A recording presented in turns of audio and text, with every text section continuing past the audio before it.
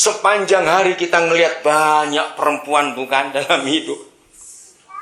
Saudara, maka itu waktu kita bangun pagi suami-suami, kita masih ada rasa heran nggak, rasa kagum nggak, rasa bangga tidak pada istri yang Tuhan berikan kepada kita ini.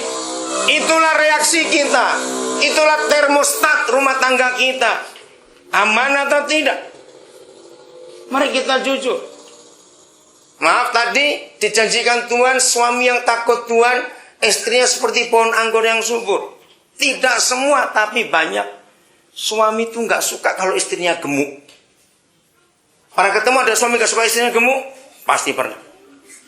Nah, ayo jujur. Waktu kita bangun suami, lihat istri kita sebesar itu, jujur reaksi kita bagaimana? Ayo. Luar biasa bukan firman ini?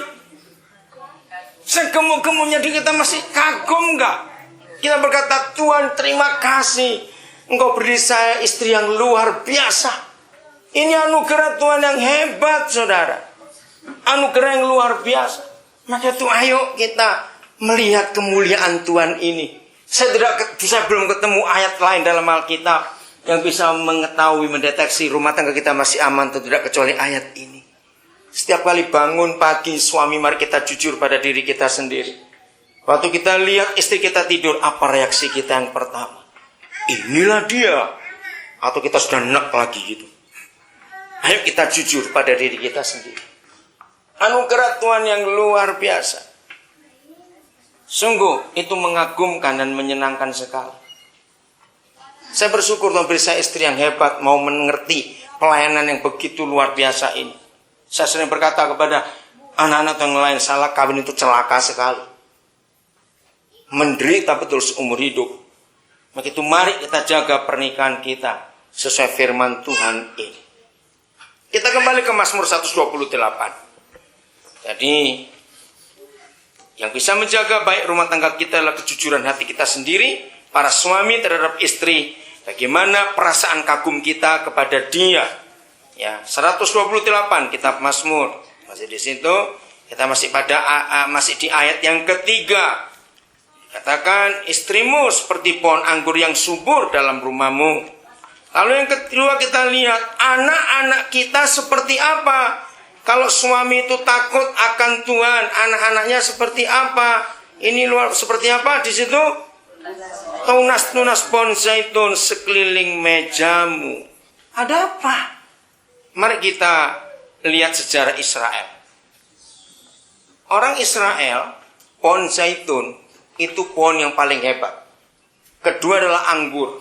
Nomor satu zaitun. Zaitun itu Tuhan ciptakan, buahnya bisa dipakai untuk apa saja. Minyaknya bisa dipakai untuk minyak goreng, minyak masak, untuk obat paling hebat itu minyak zaitun.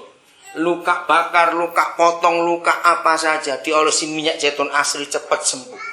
Zaitun itu hebat sekali.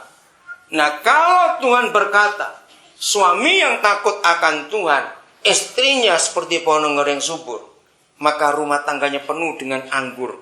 Nanti kita akan lihat apa arti anggur. Anak-anakmu seperti tunas pohon zaitun sekeliling mejamu. Apa artinya?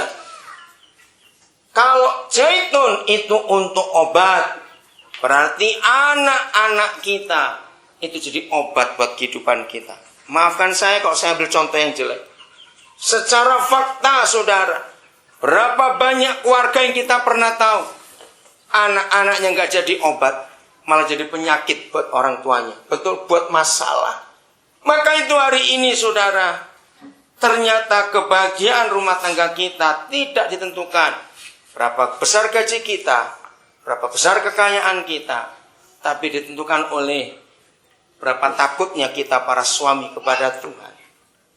Maka surga akan turun di rumah tangga kita. Tolong bacakan Mazmur 104 ayat yang ke-15.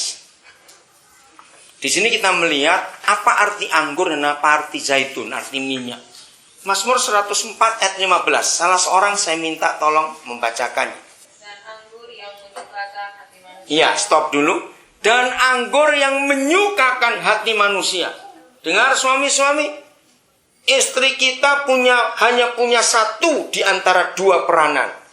Membuat rumah tangga bersuka cita karena anggur atau membuat rumah tangga menderita. Kalau kita nggak takut akan Tuhan. Ulangi lagi Ibu. Dan anggur yang menyukakan hati manusia. Ya, terus? Yang membuat muka berseri karena minyak. Iya, yang membuat muka berseri karena minyak itulah zaitun. Lanjut yang ketiga. Dan makanan yang menyegarkan hati manusia. Itulah gandum. Makanan yang menyegarkan hati manusia itulah firman Tuhan. Jadi anggur, zaitun, dan firman Tuhan. Itu artinya. Jadi kalau kita takut akan Tuhan para suami, maka istri kita luar biasa jadi sumber sukacita. Anak-anak kita membuat wajah kita berseri.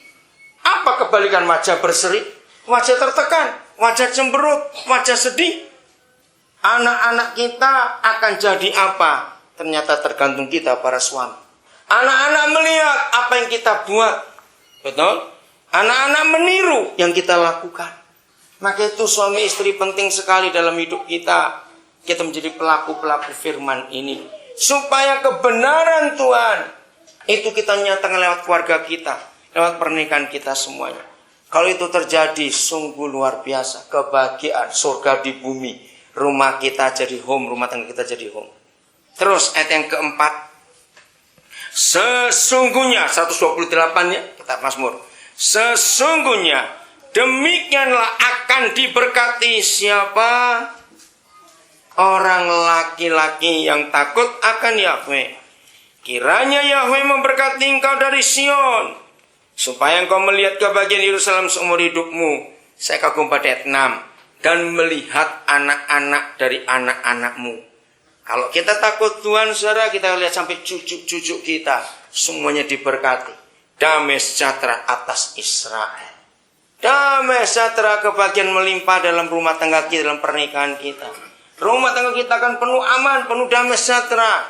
Orang-orang tetangga-tetangga akan melihat bahwa keluarga kita itu beda dengan yang lain. Kuncinya lagi sekali di tangan kita, suami-suami. Bagaimana kita buat yang kita kerjakan, yang kita lakukan. Ayo kita buat itu untuk rumah tangga kita. Ayat terakhir. 1 Timotius 2 ayat yang ke-8. Mari kita temukan kebenaran ini. Anak-anak kita jadi apa nanti? Tergantung sekarang waktu mereka masih kecil. Kelakuan kita bagaimana? Berdua di rumah suami istri ya. Jadi ayah ibu untuk anak-anak itu. Oleh karena itu aku ingin supaya di mana-mana siapa? Orang laki-laki. Laki sekali kita para suami laki-laki. Berdoa. Nah, inilah kesalahan gereja. Di gereja manapun kalau ada ibadah doa lebih banyak perempuan daripada laki-laki. Padahal yang benar harusnya laki-laki yang berdoa, bukan perempuan. Jadi ibu-ibu hari ini suruh bapak-bapak yang berdoa. Suami-suami titip doa pada istri bertobat. Kita harus berdoa, bukan istri. Aku ingin supaya di mana-mana. Oleh karena itu aku ingin supaya di mana-mana orang laki-laki berdoa. Cuma satu sikapnya. Dengan menadakan tangan. Satu sikap. Dengan menadahkan tangan. Saudara, kalau saya memakai terminologi perjanjian lama. Laki-laki yang berdoa sambil mengangkat tangan, itulah imam. Berarti suami adalah imam dalam keluarganya.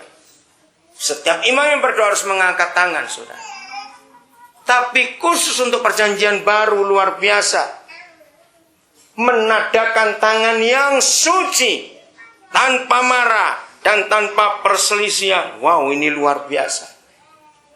Maka dengan cepat saya akan buat artinya. Suami, maafkan saya tapi saya harus ngomong. Kalau ada di antara kita suami pernah pukul istri, maka tangan kita jadi tidak suci. Ayo kita gabungkan kebenaran ini dengan kisah di Keluaran pasal 17. Ketika Amalek menyerang Israel. Musa sembahyang di bukit, masih ingat? Waktu Musa bagaimana Israel menang dan waktu Musa bagaimana Israel kalah? Ayo jawab, waktu mengangkat tangan Israel menang, itulah imam saudara. Nah, gabungkan dua kisah itu. Musa itu laki-laki. Dan begitu dia berdoa mengangkat tangan, kemuliaan Tuhan, kuasa Tuhan turun atas keluarganya. Maka itu mengapa setan lebih sering menyerang keluarga kita. Sepanjang hari kita ngelihat banyak perempuan bukan dalam hidup. Saudara, maka itu waktu kita